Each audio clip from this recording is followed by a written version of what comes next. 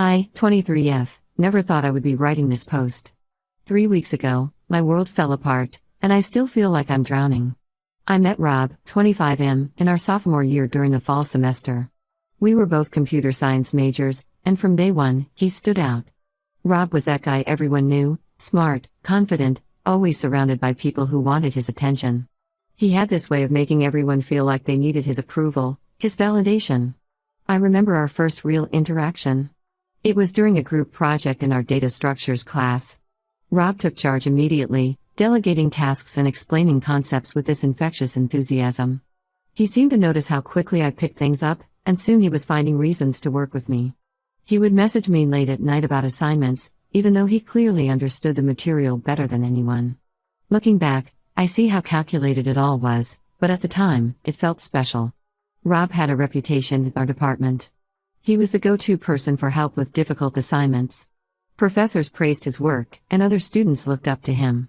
He had already done 2 prestigious internships, and companies were practically begging him to join their teams. His confidence was magnetic.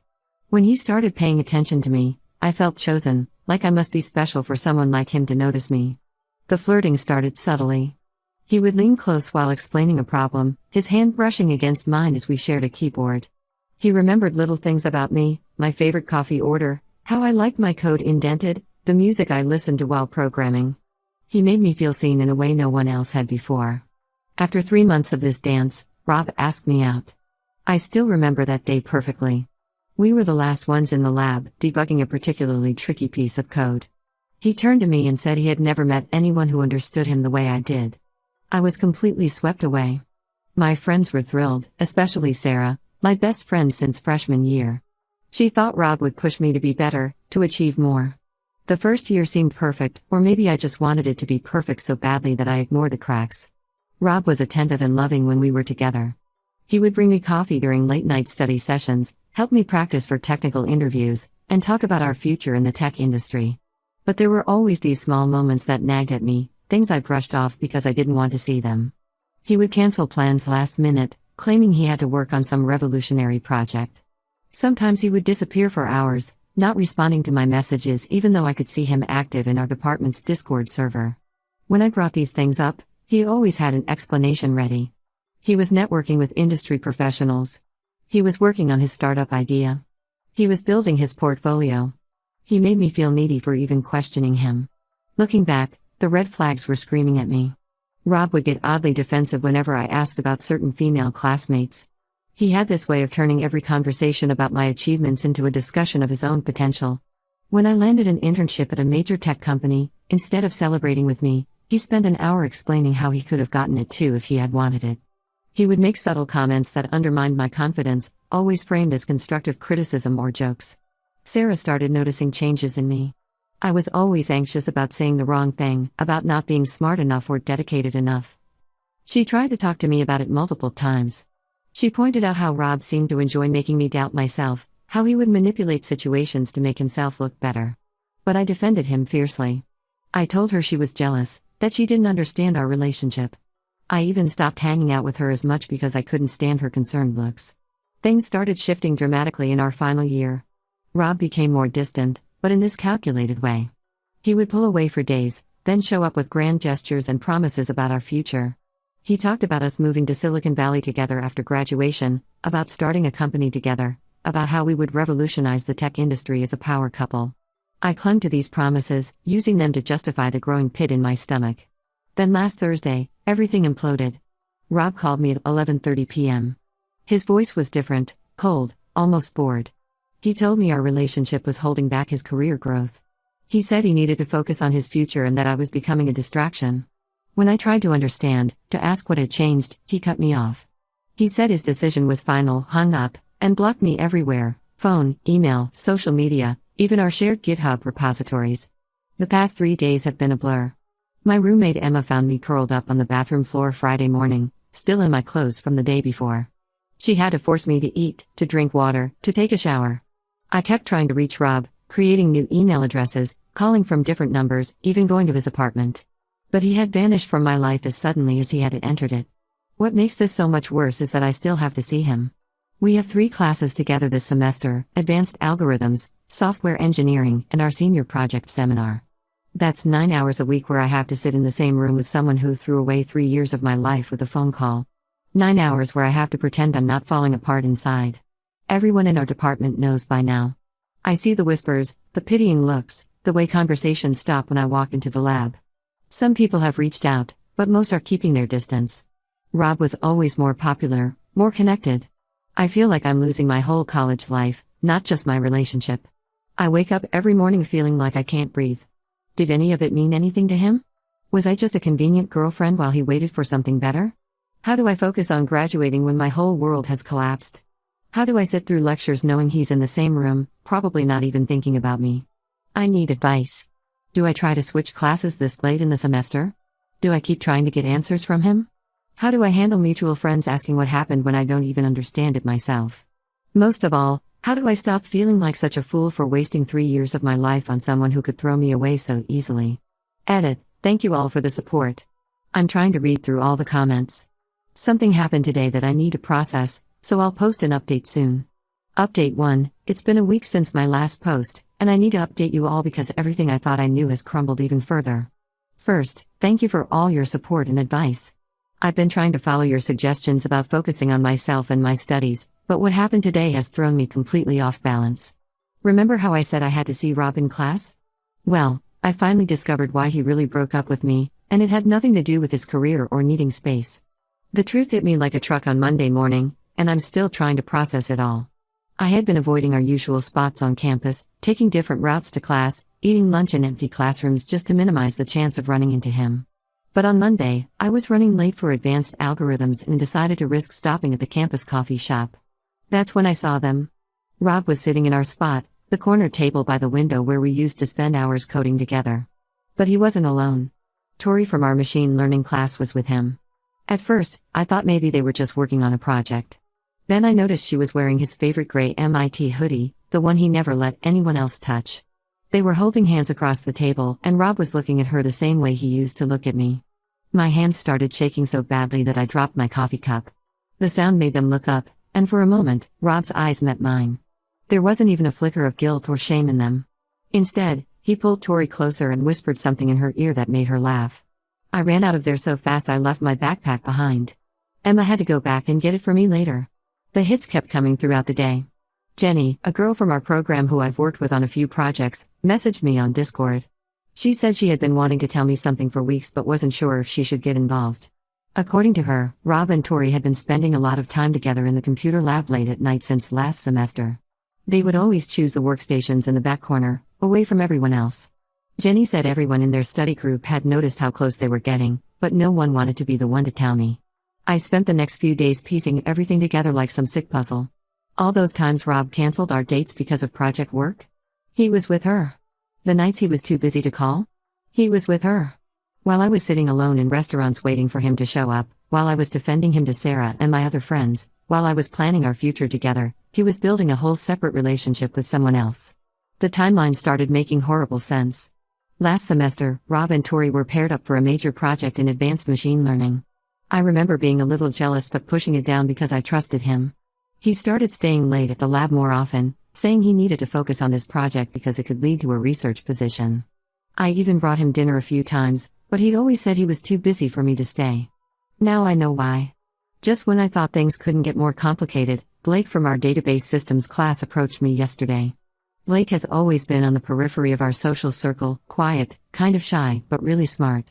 He asked if I wanted to grab coffee sometime, saying he had always thought I was interesting and wanted to get to know me better. He seemed genuine, and he's everything Rob isn't: thoughtful, humble, actually interested in what others have to say.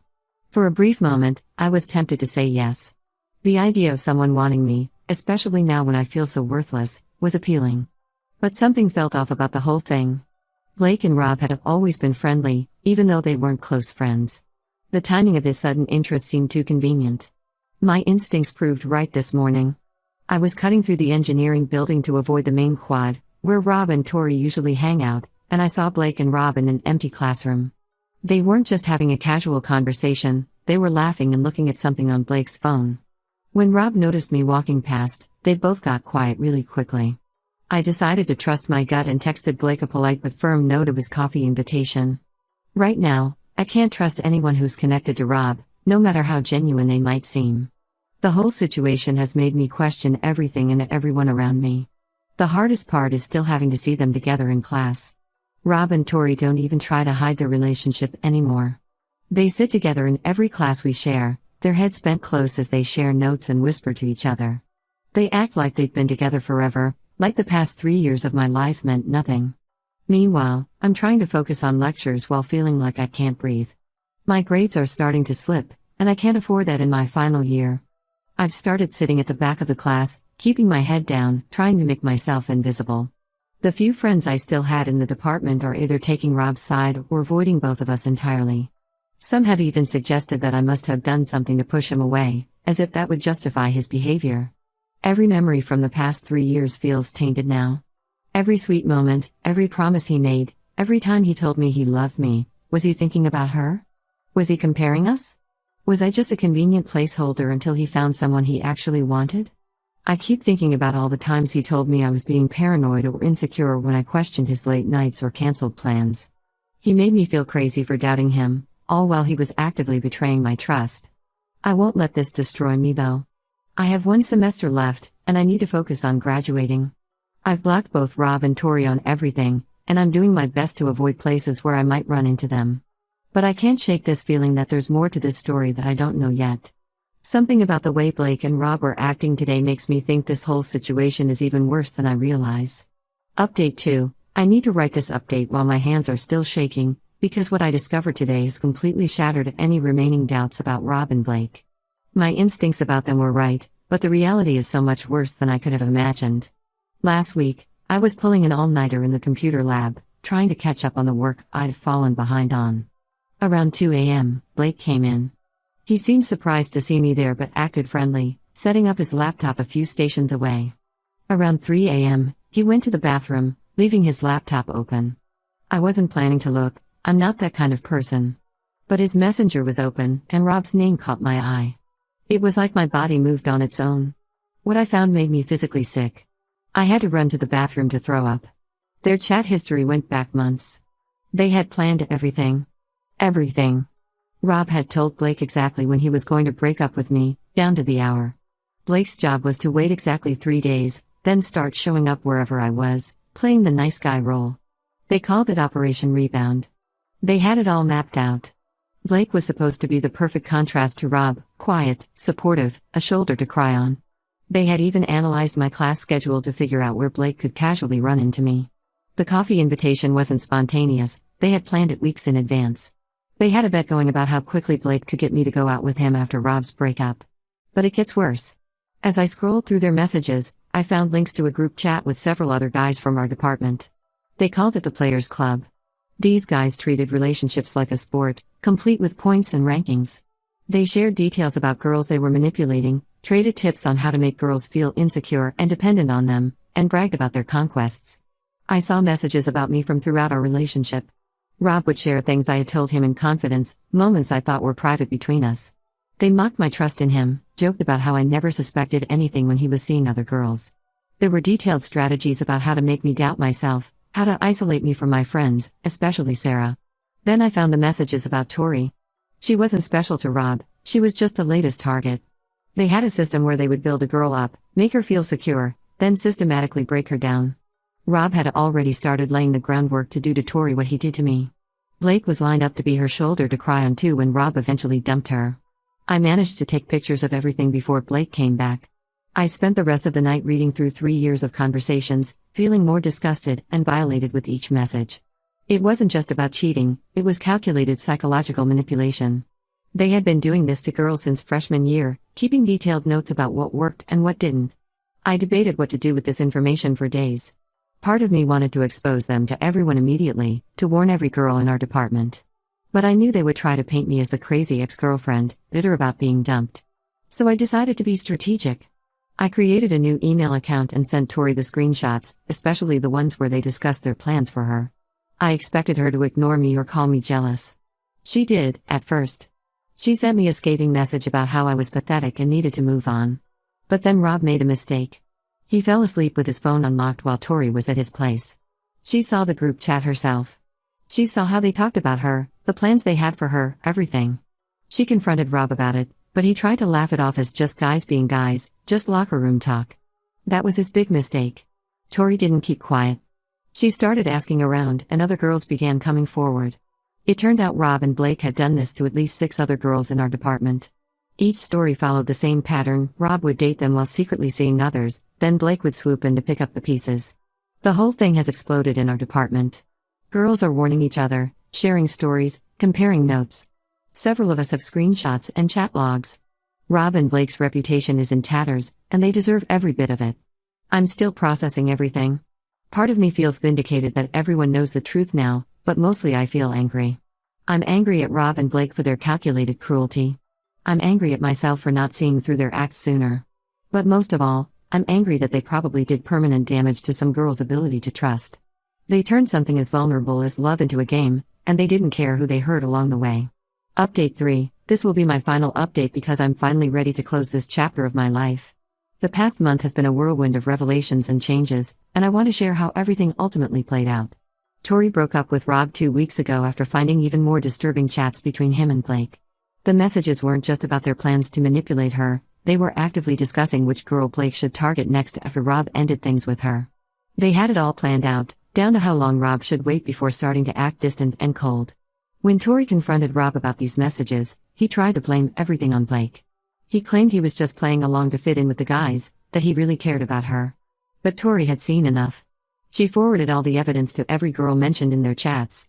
By the end of that day, 5 more girls had come forward with their own stories about Rob and Blake's manipulation. The fallout in our department was massive. One girl, Maya, revealed how Rob had dated her during our first year, using the exact same playbook he used with me and Tori. Another girl, Jen, shared screenshots of Blake trying to comfort her after Rob ghosted her last year. It was the same pattern over and over. Rob would build girls up just to tear them down, while Blake waited in the wings to pick up the pieces. Several of us went to the department head together. We showed her the evidence of how Rob and Blake had created a hostile environment for female students in the computer science program. Their behavior had actually caused 2 girls to switch majors last year. The department took it seriously. Both Rob and Blake were asked to complete their remaining courses online and were banned from campus events. I switched all my class sections to avoid any chance of running into them. My grades have started improving now that I don't have to deal with their presence. Some mutual friends have reached out to apologize for not believing me sooner, admitting they had noticed red flags but didn't want to get involved. I'm polite but distant. I've learned a lot about who my real friends are through this. Sarah came by my apartment last week. We hadn't really talked since I pushed her away for warning me about Rob. She didn't say I told you so or make me feel worse than I already did. She just hugged me and said she was glad I finally saw the truth. We spent the whole night talking, and it felt like getting a piece of myself back. The whole experience taught me more than I ever wanted to know about trust and self-worth. I'm not jumping into another relationship anytime soon. I need time to rebuild my confidence and learn to trust my instincts again. But I'm also not letting Rob and Blake's actions destroy my faith in everyone. I've seen how the girls in our department have supported each other through this, sharing stories and warnings, creating a network to protect each other. I'm graduating in 2 months, and I already have a job lined up at a tech company in Seattle. The distance will be good, a fresh start away from all the memories and drama. Sometimes I still get angry thinking about those 3 years, about how they turned something as personal as relationships into a sick game. But I'm trying to see it as a lesson learned. I'm stronger now, smarter, and I know exactly what red flags to look out for. Rob and Blake can keep playing their games, but they'll find it much harder now that girls are warning each other about them. As for me, I'm done being anyone's pawn. I'm focusing on my future, my career, and most importantly, on trusting myself again. Thank you to everyone who supported me through these updates. Your advice and encouragement helped me find the strength to expose the truth and move forward. This chapter of my life is finally over, and I'm ready to write a new one, on my own terms.